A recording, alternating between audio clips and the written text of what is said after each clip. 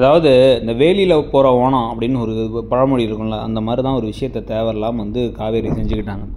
வெண்ணிலாவை பற்றி என்ன ஏது எதுவுமே தெளிவாக தெரியாமல் வெண்ணிலாவை தேடி கண்டுபிடிச்சி அவங்களே வீட்டுக்கு கொண்டு வந்து விடுறது. இது ஆக்சுவலாக என்ன பண்ணியிருக்கலாம் அப்படின்னா வந்து விஜயை கூட்டு போய் ஆசிரமத்தில் அந்த வெண்ணிலா இவங்க தான் இருக்காங்க நான் பார்த்தேன்னு காமிச்சிருக்கலாம். ஆனால் வீட்டுக்கே கூட்டுறதுங்கெல்லாம் என்ன ஒரு மடத்தனமான செயல். வெண்ணிலாவை அப்படியே அனுப்பிடவும் செய்கிறாங்கன்னா அந்த ஆசிரமம் என்ன ஒரு அழகில் நடத்திக்கிட்டு இருக்காங்கன்னு மட்டும் பார்த்துங்க.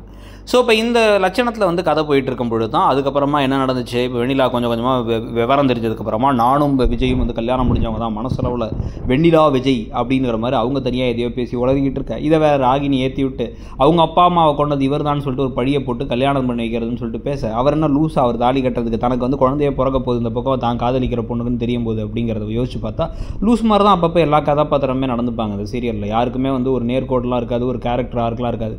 எனக்கு என்ன தோணுச்சோ அதை மாதிரி செஞ்சுப்பாங்க. அதையும் வந்து பார்க்குறவங்க எப்படி இருந்தாலும் வந்து விஜய் காவேரிக்கு 2 ரொமான்ஸ் சீன் வச்சா போதும் மயங்கி போய் மறந்துடுவாங்கிறத நினைப்பாங்களா என்னங்கிறது தெரியல. அந்தளவுக்கு பார்க்கக்கூடிய பார்வையாளர்களை ஒரு கேலி கூத்தாக நினச்சி எடுக்கப்பட்ட ஒரு கதை தான் மகாநதிங்கிறத பல தடவை வந்து நம்மளே வந்து உணர்ந்து அக்செப்ட் பண்ணிக்கணும். ஏன்னா காவேரியுடைய கதாபாத்திரம் ஆர்க்கு எப்படி போச்சு, ஒவ்வொரு கதாபாத்திரம் ஆர்க்குமே வந்து எழுதப்பட்ட விதம், எடுக்கப்பட்ட விதம், சித்தரிக்கப்பட்ட விதம், டயலாக் பேசுகிற விதம் வந்து எல்லாமே வந்து மடத்தனமாக பல நேரங்களில் இருக்கும்.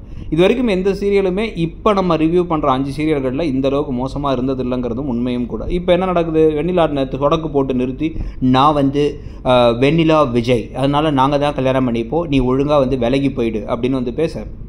அது நீங்கள் போய் விஜய்கிட்ட பேசுங்க, என்கிட்ட ஏன் பேசுகிறீங்க, என்கிட்ட பேசணும் அவசியமே இல்லையே, நான் தான் உங்களை கூட்டு வந்தேன்னா ஆமாம் நான் தான் கூட்டு வந்தேன், இப்போ விஜய்கிட்ட போய் கேட்டுங்க உங்களுக்கு என்ன தேவையோ அப்படிங்கிறத சொன்னதுக்கு பிறகு எனக்கும் விஜய்க்கும் நாளைக்கே கல்யாணம், அதை யாரும் தடுக்க முடியாது அப்படின்னு வெண்ணிலா பேச பண்ணிக்கோங்க, அவர் பண்ணிக்கிறேன்னு சொன்னால் பண்ணிக்கோங்க, எனக்கு ஒன்றும் பிரச்சனை இல்லை, அவ்வளோ தூரம் இருந்தால் அப்புறம் ஏன் என்கிட்ட வந்து கெஞ்சிக்கிட்டு இருக்கீங்க அப்படின்னு இவங்க கிளம்பி போகிறாங்க.